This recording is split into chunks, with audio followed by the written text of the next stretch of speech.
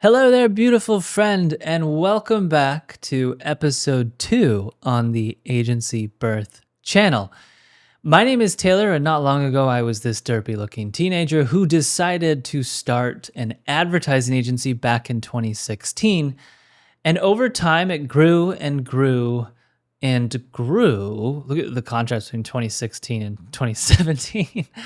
And today, I'm proud to share with you that the advertising agency I founded has become an award-winning, industry-leading agency. We've worked with some of the top brands in the world. You might know some of them. And although I'm still a shareholder in the agency, I exited the company back in 2023. My partners are doing phenomenal, growing the company fully pretty much without me. I'm there in spirit, to say the least. Which brings us here, ladies and gents, to the Agency Birth channel, which exists for 3 simple reasons, and I'd like to share them with you. Number 1 is to help you start an agency from nothing, as I did when I was this teenager who barely graduated high school. Number 2 is to help you scale your agency to where you have a team that can actually grow the business without you. And last but not least, to help you sell and exit that business, ideally for a hefty treasure chest that allows you to be financially free for the rest of your life. Ladies and gents, I have walked this path. I come to you today as a teacher who has experienced this journey and is sharing with you the lessons that I've had. I'm a founder, I'm an entrepreneur, and I have deep faith in a higher power, call it God, if you will. So it is my honor to guide you through the start, scale, and sell stages of the agency journey, if that feels relevant to you. And in today's episode, we'll be focusing on the start journey, as you could probably tell by the name of the title of this episode. And to be more specific, my promise to you is that by the end of this video, I will have shared with you a clear blueprint that will help you pick a service offering, meaning decide what it is that your agency is going to do for people, why people are going to pay you, right? So, in last week's episode, we discussed the importance of understanding what is an agency. So if you missed this episode, I recommend you go back and watch it before continuing. Everything will make a lot more sense if you do that. But if you don't want to do that and you're lazy, I'm going to give you a brief recap just so you're up to speed. An agency is a business that provides a service to other businesses or individuals. Very simple. There's a billion types of agencies you can create. Here's an infinite list that scratches the surface. And the core takeaway from last week's episode was that anything you're passionate or curious about can be turned into an agency because it's just a service offering, which is something that you typically offer through your time.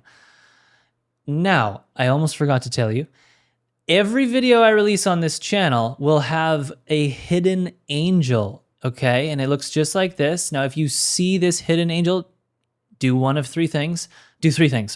Pause the video, check the timestamp, and comment the exact minute and second of when you saw the angel visible on the screen. If you're as lucky as this friend in the last episode who found it, which I have no clue how he found it. I'm going to share with you guys at the end of this video in like the credits behind the scenes. It's insane, but I'm going to send you something. Just do what this person did. And if you see the angel, and I'll send you a gift. Okay. So how do you decide what kind of service your agency will offer? Well, first, it's easiest for me to tell you the anti-vision, which is what you should never do. And you should never, ever choose to start something just because you see a bunch of other people making lots of money doing it. You scroll through YouTube and you're going to see a billion videos on a billion people making $1 billion every single month, and it can really mess with your head. So I can't stress this enough. If there's one thing that you should take away from this entire video that I'm sharing with you today, if you don't go any further, it's as simple as money alone is never a good enough reason to start. One of my favorite quotes by an incredible artist, Pablo Picasso, he said, "Never permit a dichotomy to rule your life, a dichotomy in which you hate what you do so you can have pleasure in your spare time. Look for a situation in which your work will give you as much happiness as your spare time." So it's easy to be blinded by the make money fast. I need to get out of scarcity. I'm in survival. I'm going to die, or I hate my current life situation. And then you just pick the easiest pathway, which is trying to copy somebody else who apparently has a proven blueprint that you can just step by step follow. And now all of a sudden you're going to be making this ungodly amount of cash. It's just never how it works. If you see something that is advertised in that way, you should run as far away as possible. And I hope that you don't get those vibes from me here on this channel as well, because it's never that simple. Okay. To me, it's extremely important that you never sacrifice your happiness, the love for what you're doing. You should never have to hate what you're doing, hate what you do just to make money. So the number one lesson for you watching this is very simple and fundamental. Pick what gives you both money and happiness. I can already hear some of you watching this like, oh, Taylor, that's just an absolute fantasy or a dream. It doesn't exist, or maybe it does exist, but it's so difficult. And yes, it is not easy, but it is very possible. And if you choose it, it will be yours. And you just have to work at it. It's really, we're in the creator economy. I won't go down the rabbit hole of what that is, but my God, there has never been a better time for you to just pick anything and make a bunch of money doing it. I'm not saying it's easy, but this is so possible. Now, let's break down what an offer is. So the fundamentals behind what an offering is it's pretty simple. There are only two components to any offer. Number one is your service, which is what you offer. And number two is the market, which is who you offer that service to. So this is the core of what is commonly called service market fit. So the service you offer and the market you offer it to, you should think of it as like the two foundational pillars of your agency. Let me give you two examples that prove what I'm saying. If you have the best service in the world, but for some reason that service exists in a desert where there is no market, you will never have any customers. Very simple. You won't make any money. On the other hand, you could have the entire market around you ready to buy something, but if you don't have an offering, no one's going to buy it. Pretty simple. So let's break down service market fit together a little bit deeper. Your service is the skill, solution, or transformation that you provide. And your market is the group of people who need that solution and are willing to pay for it. So when your service aligns with the specific needs of a particular group, aka the market, and they are willing to pay for it, it's this overlap that creates what we call service market fit, or what some people might call traction. Now, the problem I dealt with personally as a teenager looking to start my agency is that I had no skills, little confidence, and no money. I mean, I had like $200, but you might be wondering, okay, how did you escape from this hellhole of existential existence? Because maybe you're there today. And if you are, I have good news for you. When I look back, there is a blueprint that sort of saved my life, a sort of step-by-step process that I went through. I wasn't really aware that I was going through it fully, but I want to share it with you now. Introducing IKIGAI, a Japanese concept that means a reason to live, or that which gives your life meaning. Ikigai is a Japanese framework for alignment. So it sits at the intersection of what you love, what you're good at, what the world actually needs, and then what you can be paid for. And the center, which is Ikigai, represents true alignment, essentially perfect harmony. You're doing exactly what you should be doing. You're going to be very fulfilled. Now, if you're looking at this Ikigai thing and you're thinking, Taylor, I have no idea what I'm good at. I don't know what I love. No idea what the world needs. And I have no clue what I can be paid for. Don't worry. This is how I felt when I started my agency as that broke teenager kid. And I'm going to guide you through it. So stick with me. As I said earlier, when I was beginning to start my agency, I was completely in the dark. I had no idea where to start. But I knew one thing, which is that I wanted to be financially free. So I put all my energy in the bottom circle. I was trying to figure out, like, what could I be paid for? And I started buying a lot of business books, going through a lot of courses, and eventually I found a great business mentor, the billionaire himself, Sam Ovens, founder of School and was once the founder of consulting.com. And he taught me the fundamentals of business and helped me launch my first agency, Better AMS. Now, he didn't teach me the concept of Ikigai, but he did tell me two extremely important things that I'd love to share with you. So he told me to offer something you're naturally curious about and be sure that it solves a painful problem in the world. Pretty simple. Then he told me something that kind of blew my 19-year-old mind and shattered my paradigm of existence or reality, which was that he said, don't worry about being good at what you offer when you're starting out because everyone sucks in the beginning. Now, as a Western teenager with absolutely no sense of direction in life, born and raised in the armpit of Canada, known as Edmonton, Alberta, I was severely indoctrinated to believe that going to university, getting a degree, and going wildly into debt was sort of like a necessity to quote unquote become successful in life. That was just sort of the path that you would take and that all my friends took and that everyone I knew around me took. So to have this wildly successful entrepreneur come to me and basically tell me that I don't need to be good at what I'm offering when I'm starting out destroyed this societal program that you need to go to school and get a degree and study for 4 years before you can go to the marketplace and offer something. And like I said, that sort of goes against everything I was indoctrinated to believe. Now, after floating through space and losing my complete and total paradigm of how I saw the world, in March of 2016, I sat with these two powerful questions of what am I curious or passionate about, and does it solve a painful problem in the world? So when you're trying to find the answer to these two questions, here's what I would advise for you. Number one, turn your phone off and throw it in a ditch. Number two, grab a journal and a pen. Number three, go into nature. 4, find a place of peace where you will not be disturbed. Sit there and begin meditating as this figure in the middle of the screen is doing. And then tap the fuck in to your soul, my dear friend, and ask yourself, what am I curious or passionate about?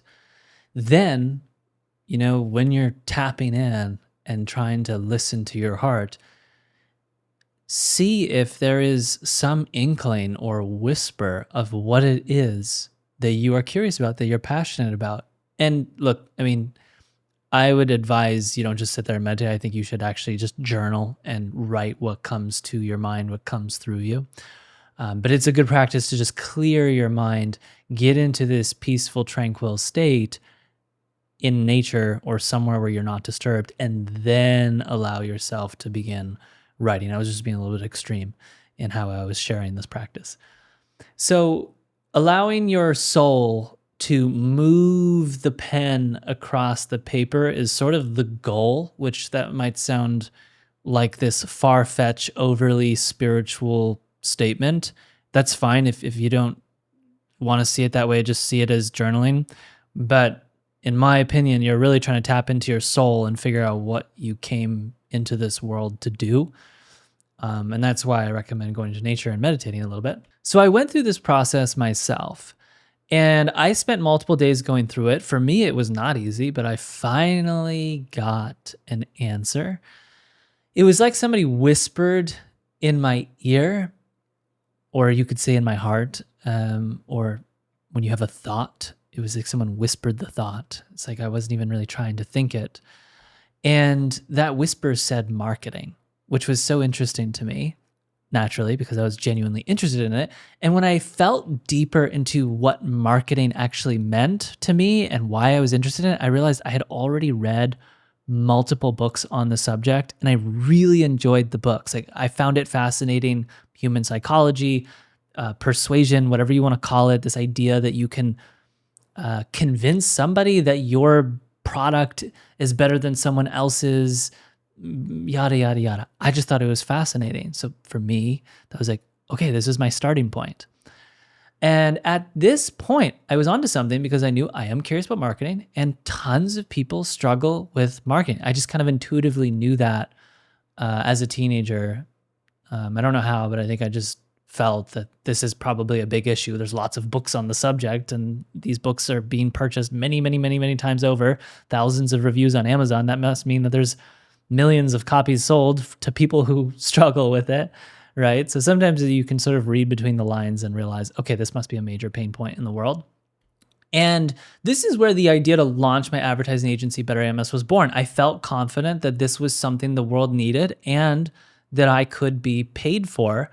Now, typically, if you're solving a problem in the world, it's usually something the world needs because it's a problem. And because it's a problem, people are willing to be paid for it. So you can kind of sort of summarize these two quadrants of the IKIGAI framework under, does it solve a problem for the world? But the severity of the problem determines the degree to which you could be paid, which is a simple way of understanding it. Now, I want to emphasize something that I said earlier, which is pretty important. Don't worry about being good when you're starting out because everyone sucks when they're starting something new. This is so true. I've heard great entrepreneurs, Alex Hormozy, say this. Sam Ovens has said it. I've heard Alex Becker say it. These are just some of the entrepreneurs I've followed over the years and have been in masterminds with, but it is very, very true. Now, most people, they start here. They obsess over becoming good at something before ever attempting to offer something in the real world. And then they get so focused on it that they just block out everything else. And I will go so far as to say, and some people would totally never say this or agree with this, that skill is the least important thing, specifically when starting your agency. So don't get me wrong. If you're skilled in something, we want to leverage your existing skill to the max and take every advantage we possibly can get. But I'm more so speaking to those who, like I was when I was a teenager, I have no skills. I literally just got out of high school and I learned the most basic stuff and I barely even graduated. So I feel like I'm starting from a negative place relative to other people, right? Do not let this stop you from starting your agency. It does not matter if you don't have a skill, you will learn it and you will learn it fast. And that is the most important thing to keep in mind. So when you're starting out, you ultimately only have to come up with an agency offering that feels somewhat aligned with these three circles, which is what you love or what you're curious about, what the world needs, AKA it solves a problem for people, and what you could be paid for, which is like the problem just has to be big enough to where people are willing to pay a significant amount of money so you can create a business that produces a healthy profit for you, right? So like I said, if you happen to already have a powerful skill, amazing, you have a head start. Now you might be thinking, okay, Taylor, how does this Ikigai stuff relate to starting my agency? Well, Aristotle famously said that knowing yourself is the beginning of all wisdom.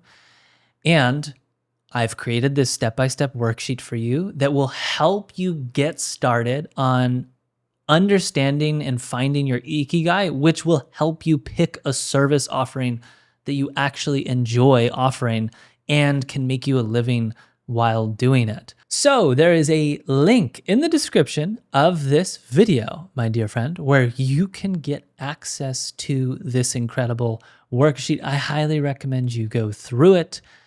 And without further ado, there's something more exciting than worksheets that I have to share with you, which is that in next week's episode, I'll be doing a live, well, it's not gonna be live, but it's gonna be very recent interview with someone in this photo who joined Agency Birth and started the coolest, most ridiculous, absurd agency that I would have never recommended anyone starts because I never would have even thought that it was a possibility. But to say the least, he got 5 paying clients in his first functioning month of running his agency. And that was like 6 months ago. His agency has grown a lot more. So I'm really excited to show this interview. It's going to be an educational and entertaining one where we dive into his agency to help you get a better insider view of how someone new has recently started their agency and is currently running it today, which is really really exciting. Bless him for wanting to open up and share, because some people are sensitive about sharing inside their business and whatever. But he's an amazing guy, really good friend of mine. Okay, so don't forget to grab your IKIGAI worksheet. Highly recommend. The link is in the description below. And subscribe to the channel, ladies and gents. Please support our channel. We don't even have 100 subscribers. Every Saturday at 10 a.m. EST, I am putting in work to deliver an episode to you, my dear friend. And last but not least, if you're ready to commit to wanting to be part of a community that is devoted to starting, scaling, and or selling your agency, I highly recommend you try joining the Agency Birth community. Tier 1 is only $97 per month. If you're doing a lot more revenue, it's a little bit more expensive. You'll see when you join. But nonetheless, it is a powerful group. We have almost 20 members in that community right now. And there's some really exciting things happening. So check it out if that sounds interesting to you. So you guys, this is what I wanted to share with you at the beginning of the video, but I didn't want to kill the vibes at the beginning of the video. This man here, he found the angel in the last video, which I'm going to show you where it was, because I have no idea how he found it. It was sort of a fluke. The angel was located here. You can barely see it. I'm going to zoom in so that you can see that right there. I mean, you can't see it. It disappeared, but you literally cannot see it. So anyways, to you, good sir, who found that angel, I have already contacted you, I think, right? And if I haven't, I'll check my DMs on Instagram or whatever, but I will be sending you a special gift. I think I should just announce what it is. You guys, it's just a free month to Agency Birth. So someone who sees the angel, they get 1 free month in Agency Birth. And if you love it, amazing, you can stay. If you don't, whatever, you got a free month and you get some mentorship and guidance and community vibes. Anyways, love you all. Thank you. Please subscribe if you haven't already. My goodness, your support is so appreciated. I'll see you in next week's episode. Bye-bye.